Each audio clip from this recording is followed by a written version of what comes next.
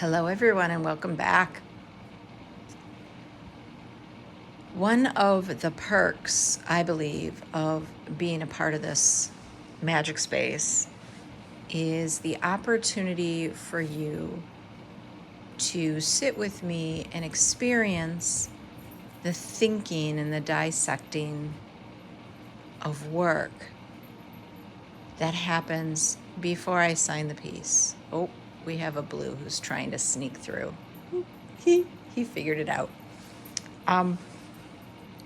The thinking and the dissecting that happens on work in process, or even just studies, paintings that may never actually become a finished piece because their purpose was to teach me something, not necessarily to end up in a particular location. So we've got 4 stretched canvases here, and these are essentially variations of the gesso drawings that I demoed a couple weeks ago in the independent study tier. And they're also an extension of the drawings that I've been doing since the fall, which were in turn,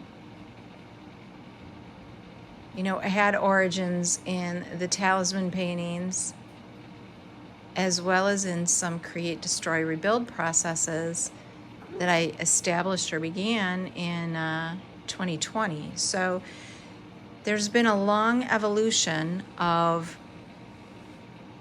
a long exploration of some of the what ifs that originally bubbled forth in 2020. And I'm sitting here right now looking at these 4 and trying to determine what comes next. Hold on. Sorry, Mona. You can't sit on my lap. No, love. Trying to determine what comes next for these, not just as trying to determine what comes next with regards to the painting process, but what comes next with regards to the challenge that the visuals each of these present to me. So let's go through them real quickly. The one on the left here, Mona is going to be our little Vanna White. This is a 48 by 24 inch stretched canvas, and it has a single layer of ink art graph tailor's chalk with gesso, and the tailor's chalk went down first and then the gesso went down over top of it, and I did get it wet in some areas as I was brushing the gesso on just to activate the line a bit more. I really love how soft she feels. I'm sorry, the cat is headbutting me as I'm filming. All right, Mo. I really love how soft she feels, and I also like the disruption. The disruption or the destruction of the beautiful contour drawing that happened when I added the gesso in. And this one I tried to do a little bit discerningly with a 4-inch brush, because I was afraid if I brought that 6-inch brush in that I would really lose the line work. But I almost feel like I could have been a bit more aggressive, or taken a bit more of a risk with losing my edges and all that. So I kind of reined myself in on this one with regards to letting that control go, or letting go of control. And that could be something that's holding me back. Mo, ouch, ow, sorry. She really wants to get on my shoulder, and I'm not gonna let her while we're filming. Okay, so next we have this mountain lion, and I'll slide her out of the way. So this one is a 36 by 48 inch stretched canvas. And this one you saw last month when I was putting first a layer of white gesso down and then tinting the gesso for the next layer so that it was really easy for me to see where that second layer of gesso had gone down. This is drawn with Art Graph black Taylor's chalk, and it has a good amount of vine charcoal and Stabilo in it as well. But this one's got, I think, 3 layers of gesso as well as some negative space painting in gesso. This area right here. Oh, if I get in if I get in too close, you get that shadow there. Let's see. This area right here is created, or was created, with negative space painting of that green gesso over top of a passage that would have looked much like this, so that I used that gesso to carve out or accent the line work as opposed to the mass of lines. And this mountain lion she's felt too precious. I haven't been able to go back into her with paint. And that preciousness, I think, is because I love the delicacy of the lines and the masses, the value masses that are created when those delicate lines are grouped together. And I also really love the grit that's on this piece. And I can't currently imagine or fathom what adding more color to it, or how adding color to it, how adding paint to it could elevate this piece. So I'm kind of waiting for insight or a what if and how I could raise her to the next level. Meanwhile, she's sat here and really continues to inspire me in different ways, and I love the branches, the dried leaves, those little shapes that I have draped from her head around in a curve to that lower left. I love that line work and all of those shapes, and I'm just super pleased with that. So she definitely informed or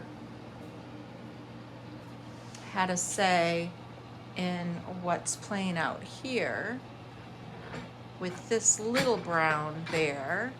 And the little brown bear is 24 by 36.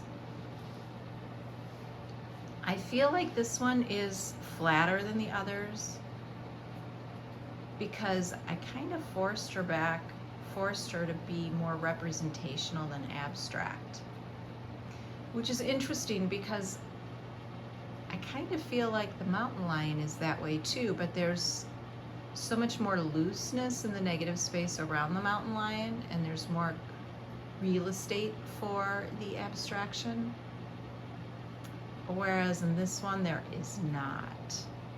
And so she falls a little flat for me, but she's also really quite beautiful, and she is multiple layers of gesso with 2 different colored Art Graph Inktense Taylor chalk, as well as a variety of other drawn lines with various water solubles. So and this one also was inspired by one of the drawings that I did in the demo, the really, really dark drawing that you saw in the demo. I was trying to scale that one up. So she is also providing some really interesting moments of learning for me, in particular this green. That green gesture or sweep that you see up in her eye, and the violet that has shown up in her body. I find that's really interesting, the green and the violet both being variants of yellow, and we have this yellow here in her nose, so that palette there is pretty intriguing to me. And then we have this elk here on the end, and the elk is started with art graph, tailor's chalk, then a layer of gesso, then some Stabilo and Derwent pencils in similar color veins or colorways, with a layer of isolation medium, and then another layer of art graph or redrawing of the stag, and in particular the antlers, and adding some shading in. And I did it both in the brown as well as in that sienna that you see there, and hit that with a layer of gesso afterwards. And there's just a lot of softness here and gesture, and yet there is modeled form too. And one of the things that I realized with this one was how, with this particular process, I start with line work, right? I start with a contour drawing, and then in the process of adding the gesso to it, the line work literally becomes a value shape. And line to shape, that relationship is on my must-haves list. So something in this process is really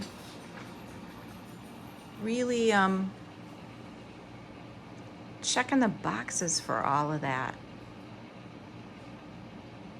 all of those things. There is a softness, a dreamlike, foggy kind of mystery to the three that are done on the white gesso versus the mountain lion. And that tells me that I think part of that mystery or the magic comes from that white ground. When I tint the ground, the color inserts itself into the narrative. And I don't know that I necessarily need color to be part of these. If I'm looking at these, at this particular stage, the story is about the animal spirit,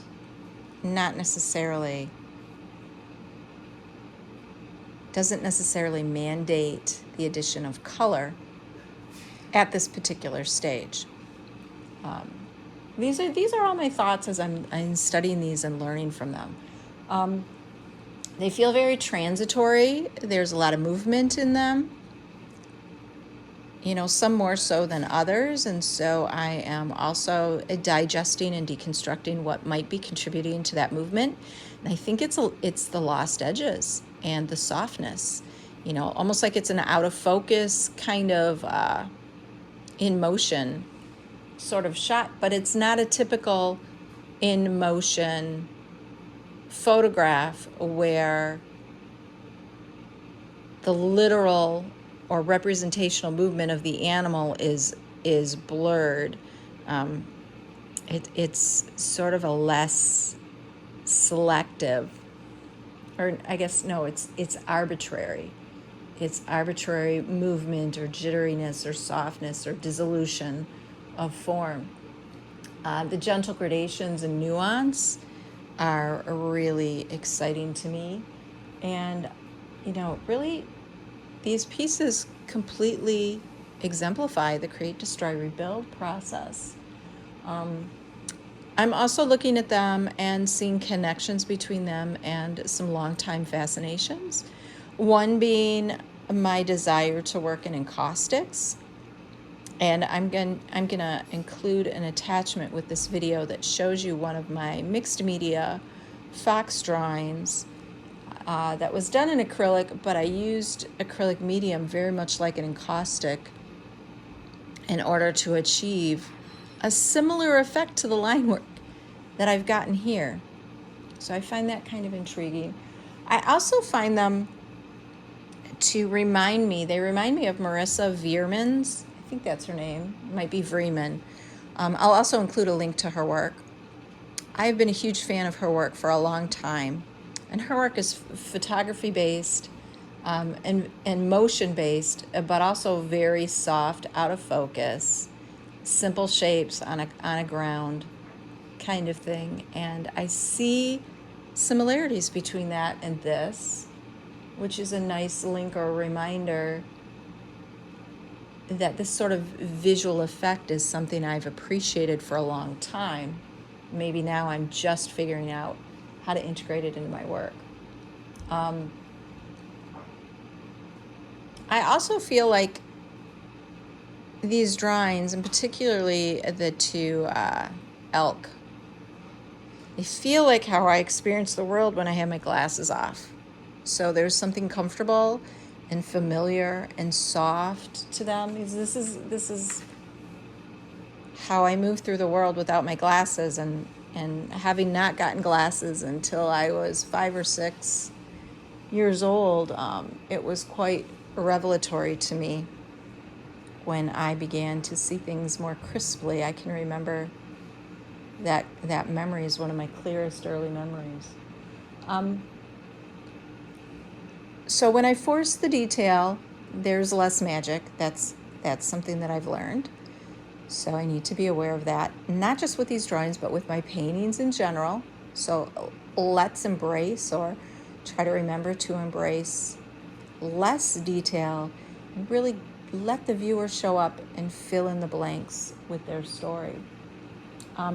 If I over curate the marks, it feels a little bit staged, right? So that's one of my takeaways from the Mountain Lion. I feel like that negative space painting in some of the abstracted passages works really well, but perhaps it feels a little forced where it's playing out in her facial features. So figuring out where that edge is between not telling enough and getting too lost in the details is going to be a challenge for me going forward. Paying attention, again, circling back to the idea of that mint green gesso. In this particular sort of an instance, I need the value range. I need a fuller value range to really anchor or spotlight is maybe a better word. I need this full value range, my lightest lights to my darkest darks, in order to really let these blurry sorts of drawings breathe. And the green, it's going to be super intriguing when I ultimately go to put paint over top of it. It's going to be fantastic. But if I were to leave these in this state, or if I am to continue to really focus on value-centric design, embracing that from the get-go, when I'm starting on a white ground or a light ground with dark marks and creating my mid-value in that regard, that process maybe isn't best served on a ground that isn't my lightest light or my darkest dark. But I definitely could explore that some more with some sketches and things. Which leads me to, my other what if is, how can I take these sorts of experiments to paper and continue to play with them as a drawing? Because these are stretch canvases and they are all meant to go to galleries ultimately for sale. So I feel like I don't have the luxury of allowing them to sit as drawings indefinitely. I'm not going to rush them along by any means, but I'd really like to play and experiment with the stuff some more. And by doing so, or by setting myself up to do that, let me bring you in a little bit closer to these while I'm talking. by setting myself up to do that, more experimentation. Look at how beautiful those soft edges are. I can do this on paper pretty cheaply. Maybe newsprint tacked to the wall, or some mixed media paper tacked to the wall. Maybe I can scale it down and change up my tools a little bit. Yupo, I have some Yupo paper. Yupo paper is pretty slick and slippery, and that might be a good surface to try and play with, as well as Mylar. And I know I have a whole roll of Mylar here in the studio somewhere. So thinking about ways that I could take or reframe or recreate this kind of mark making on a smaller scale, on a different surface, and continue to learn technique-wise from the process. So those are my takeaways with these painting starts. And, you know, I would be remiss if I didn't say, too, that I feel there could be merit in these, what I'm calling starts. There could be merit in them as finished pieces. Or perhaps they get carried just a tiny bit further with the, like in the instance of this one here. You know, maybe all I really clean up is one of the edges, maybe that top edge of his face.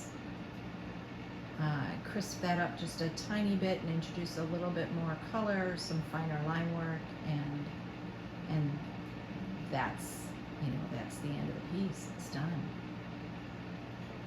I am trying to remind myself that just because my process has been to apply paint over top of these drawings doesn't mean that it has to continue that way, nor does it mean that I have to cover the entire surface with the same attention or layers of marks that some of these other pieces have. Like you can see, I've got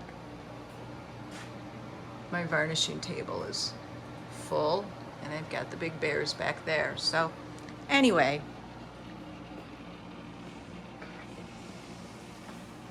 now you've had a chance to sit with me while I study these.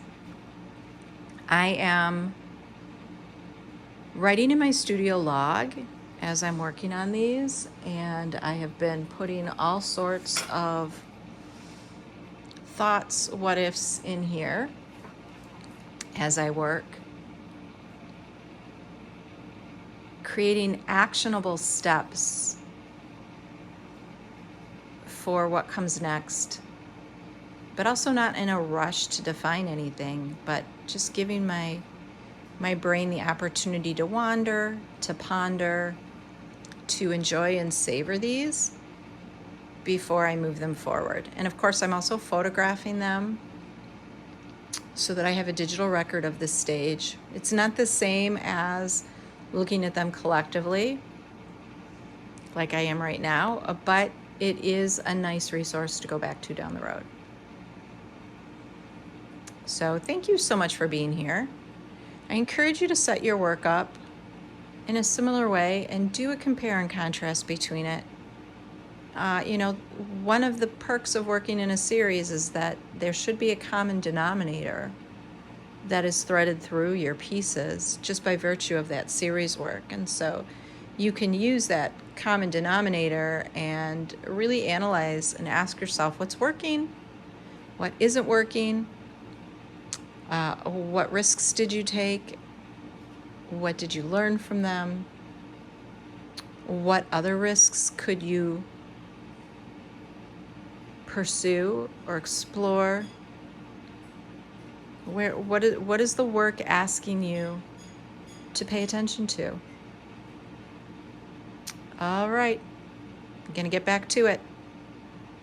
Thanks for being here. Happy painting.